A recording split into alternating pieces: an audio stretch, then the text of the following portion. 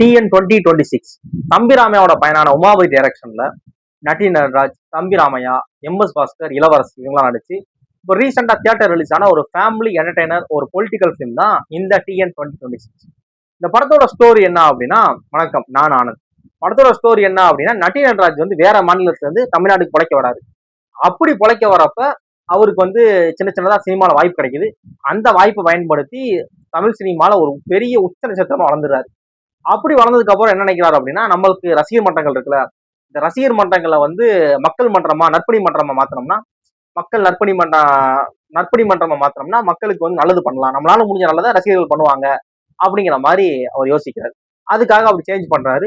இதை பாக்குற அவர் நோட்டீஸ் பண்ற அந்த பொலிட்டிக்கல் பார்ட்டிஸ் என்ன நினைக்கிறாங்க அப்படின்னா, இவரோட இந்த வளர்ச்சி ஆகட்டும், இவரோட அடுத்தடுத்த மூவ்ஸ் ஆகட்டும், எல்லாமே ஒரு பாலிடிக்ஸ்குள்ள வரதுக்கான வேலையாவே தெரியுது. ஏன்னா ஆல்ரெடி எம்ஜிஆர் வந்து அரசியல பெரிய தாக்கத்தை ஏற்படுத்திட்டு போயிட்டாரு. இவர் எம்ஜிஆருக்கு அடுத்து ஒரு பெரிய ஃபேன் ஃபாலோவிங் இவருக்கு பின்னாடி இருக்கு. அப்படிங்கிறப்ப இவர் பண்ற செயல்பாடுகள் எல்லாமே அரசியலை மையப்படுத்தி இருக்கு. ஒரு அரசியலுக்கு வந்துருவாரோ அப்படிங்கிற பயத்துல இவரை வந்து ட்ரிகர் பண்ணிட்டே இருக்கிறாங்க. என்ன அப்படின்னா, இவர் ஏதாவது ஃபங்க்ஷன் முடிச்சுட்டு கார்ல போறாருன்னா அந்த காரை நிப்பாட்டி டிலே பண்றது, அங்க அவங்க வராங்க இவங்க வராங்க, வெயிட் பண்ணுங்க டிலே பண்றது. அப்புறம் ஐடி ரைடு அப்படின்னு சொல்லி இவரை வந்து மென்டலி வந்து ரொம்ப ட்ரிகர் பண்ணிட்டே இருக்காங்க. இவர் பாட்டுக்கு மக்களுக்கு படம் பண்றது, மக்களுக்கு ஏதாவது நல்லது பண்றதுல நினைச்சு அந்த ஐடியால இருக்காரு. இவர் ஓவரா ட்ரிகர் பண்ணவும் ஒரு கட்டத்துல என்ன முடிவு எடுத்துறாரு அப்படின்னா, இனிமே நான் அரசியலுக்கு வரேன், என்ன பண்ணிடலாம் பாத்துலாம்னு சொல்லி தேர்தல் அரசியல கட்சி ஆரம்பிக்கிறாரு. இந்த கட்சி ஆட்சியை பிடிச்சிச்சா பிடிக்கலையா, அவர் என்ன மாதிரியான ஸ்ட்ரகிள்ஸை ஃபேஸ் பண்ணாரு அப்படிங்கிற ஒரு படம் தான் இந்த TN 2026.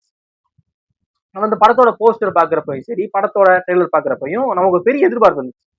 ஏன் அப்படின்னா, போஸ்டர் அனௌன்ஸ் பண்ணப்பவே என்ன விஜயை ரெஃபரன்ஸ் பண்ற மாதிரி இருக்கு, ஒயிட் ஷர்ட், கையில காப்பு, சாண்டில் கலர் ஸ்டாண்ட் அப்படின்னு சொல்லி எல்லாமே ரெஃபரன்ஸா விஜய் ரெஃபரன்ஸா இருக்கே அப்படிங்கிற மாதிரியும், அந்த போஸ்டர் கொஞ்சம் ஜூம் பண்ணி பாத்தீங்கன்னா, தாப்பா எங்க எங்க எங்க படத்துக்கு தியேட்டர் தேதி தாப்பா அப்படிங்கிற மாதிரி, சென்சார் தாப்பா அப்படிங்கிற மாதிரி எல்லாமே கொஞ்சம் விஜயை மையப்படுத்தின மாதிரியே போஸ்டர்ல ரெஃபரன்ஸ் இருக்கு அப்படிங்கிற மாதிரி இருந்துச்சு. சரி, ஒருவேளை விஜயை ஸ்கூப் பண்ணிருப்பாங்க, தமிழ் படம் மாதிரி விஜயை வந்து கலாய்ச்சிருப்பாங்க ஏதாவது அப்படிங்கிற மாதிரி தான் இருந்துச்சு. ஆனா படத்தோட ட்ரெய்லர் பாக்குறப்ப இல்ல, விஜய் கலாய்ச்ச மாதிரி தெரியல. இதுல வந்து நட்டி கேரக்டர் ரொம்ப சீரியஸா இருக்கு.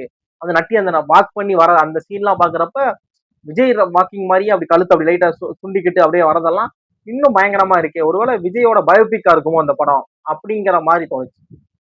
இதெல்லாம் அந்த எதிர்பார்ப்பு எல்லாத்தையும் இந்த படம் வந்து பூர்த்தி செஞ்சாங்கன்னா 100% பூர்த்தி செஞ்சுச்சு.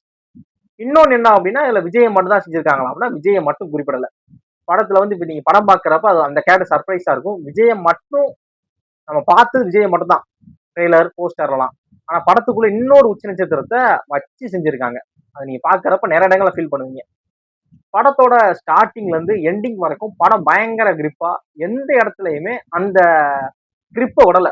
பயங்கரமா என்கேஜா ஒரு என்டர்டெய்னிங்கான ஸ்கிரீன் பிளே கொடுத்துருக்காங்க.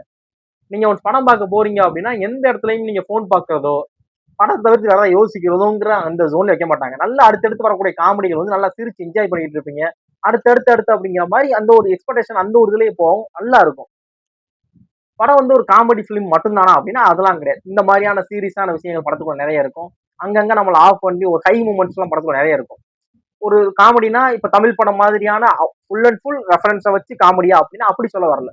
படத்துல காமெடி இருக்கு, ஆனா ஒரு சீரியஸான பிலிமா தான் அந்த படம் இருக்கு. நட்டி நடராஜ் வந்து அரசியலுக்கு வந்து என்ன பண்ண போறாரு, எப்படி வரப்போறாரு, அந்த மாதிரியான ஒரு ஜோன்ல தான் இருக்கு. படத்துல நடிச்ச எல்லாருமே பல படங்கள் பண்ண ஒரு ஆர்டிஸ்ட் அப்படிங்கிறப்ப அவங்களோட ஆக்டிங் வந்து எந்த இடத்துல நமக்கு பெரிய சர்ப்ரைசிங்கா இல்ல. சூப்பரா நடிச்சிருக்காங்க அப்பெல்லாம் சொல்ல முடியல. ஏன்னா எல்லாருமே சூப்பரா நடிக்கிறவங்க.